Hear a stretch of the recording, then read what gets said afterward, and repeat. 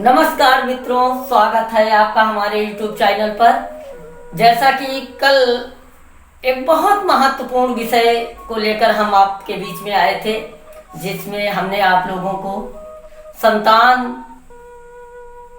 के विषय में आप लोगों को बताया था कि संतान सुख का विचार किस प्रकार से किया जाता है, संतान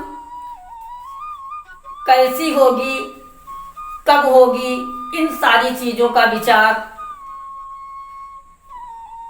किस प्रकार से करते हैं। इस चीज को लेकर कल हमने एक वीडियो आप लोगों के समक्ष बनाया था, जिसको आप लोगों ने देखा होगा।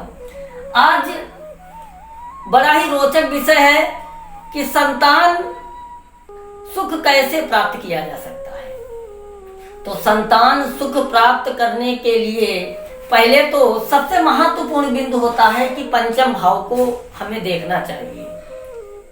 संतान का कारक भाव जो पंचम भाव है, उसकी क्या स्थिति है, पंचमेश की क्या स्थिति है, पंचम भाव को कोई शुभ ग्रह देख रहा है अथवा नहीं देख रहा है, पंचम भाव पर कोई पापक ग्रह बैठा है या पंचम भाव पर किसी पापक ग्रह की दृष्टि है, तो इन सब चीजों का विचार करने के बाद हम संतान के विषय में विचार करेंगे। मान लीजिए पंचम भाव का स्वामी इस कुंडली में जैसा कि देख रहे हैं सूर्य है, सूर्य यहाँ पे पीड़ित है, शनि के साथ में बैठा है, राहु की दृष्टि भी है, कम अंशों पर बैठा है,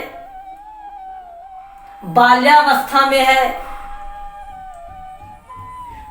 तो सूर्य चूंकि संतान का कारक भी है, मूल कारक भी है, और इस कुंडली में भी पंचम भाव का स्वामी है, तो सूर्य संतान पक्ष को लेके यहाँ पे सबसे ज्यादा महत्वपूर्ण है।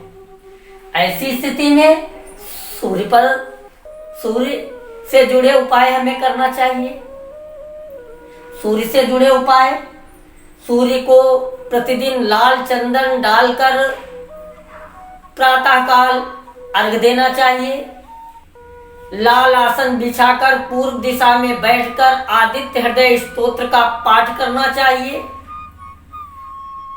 माणिक्य भी धारण कर सकते हैं, क्योंकि पंचम भाव का स्वामी सूर्य है और पंचमेश का रत्न धारण करने से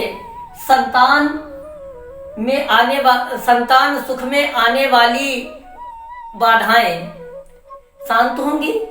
तो इसके लिए इस कुंडली को देखें तो सबसे महत्वपूर्ण बिंदु ये आया है कि हमें सूर्य की उपासना करनी चाहिए। मान लीजिए मित्रों, कुंभ लग्न की कुंडली है, तो कुंभ लग्न से पंचम भाव में मिथुन राशि आती है। अब पंचम भाव का स्वामी आपका बुध हुआ। बुध की स्थिति क्या है, छठे, आठवें, 12वें कहां बैठा है, पाप ग्रहों के साथ बैठा है, अस्त है, नीच है। तो ऐसी स्थिति में फिर हमें सूर्य से महत्वपूर्ण जो उपाय है वो बुध का उपाय है। ऐसी स्थिति में हमको बुध से जुड़ा उपाय करना चाहिए। ऐसे जातकों को पन्ना धारण करना चाहिए। तो कहने का अर्थ यह है कि पंचम भाव का स्वामी, इसको मजबूत करना महत्वपूर्ण है।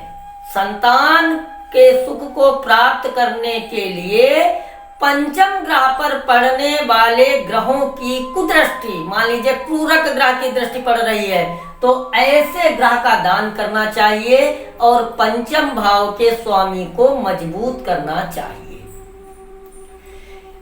इसके साथ साथ में आप लोग संतान गोपाल मंत्र का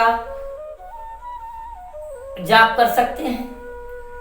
एक माँ भगवती का मंत्र मैं आप लोगों के समक्ष प्रस्तुत करना चाहता हूं। इस मंत्र को अगर श्रद्धा पूर्वक आप लोग नवरात्रि में, चैत्र और कुंवर की नवरात्रि में इस मंत्र को आप श्रद्धा पूर्वक आप जप करिए और जप करने के बाद में नवमी को इसका हवन कीजिए, तो विश्वास के साथ में कहता हूँ कि संतान से जुड़ी सारी समस्याएं आपकी दूर होंगी। वो मंत्र जो है हम अपने चैनल में डिस्क्रिप्शन बॉक्स में आप लोगों को दे देते हैं, उसको देखकर आप लोग पढ़ सकते हैं। मंत्र है सर्वा बाधा विनुर्मुक्तो धन धान्य सुतान्विता मनुष्यो मत प्रसादेन भविष्यति न संशया।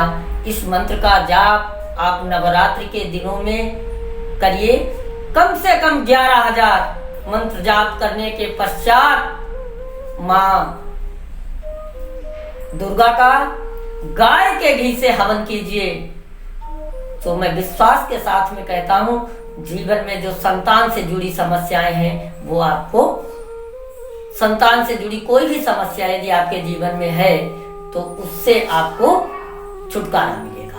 कभी कभी ऐसा होता है संतान होने के बाद में संतान का स्वास्थ्य खराब रहता है, जैसे तैसे संतान हो गई उसका स्वास्थ्य खराब है, तो ऐसी स्थिति में भी इस मंत्र का जाप करने से आपकी संतान का शारीरिक और बौद्धिक दोनों ही स्तर अच्छा रहेगा, आपकी संतान सुखी रहेगी। तो इन उपायों को आप जो मैंने बताए हैं श्रद्धा पूर्वक करिए। मैं विश्वास के साथ में कहता हूं मित्रों को आपके जीवन में आने वाली संतान संबंधी कोई भी समस्या होगी तो वो निश्चित ही दूर होगी। अगर इसके साथ में आपको कोई अन्य संतान से जुड़ी बातें पूछना है तो हमारा मोबाइल नंबर हमारे चैनल की स्क्रीन पे लिख के आ रहा है। रात्रि 8 बजे से लेकर रात्रि 11 बजे के बीच में आप हमसे कॉल करके अपनी समस्या का निवारण कर सकते हैं। धन्यवाद मित्रों।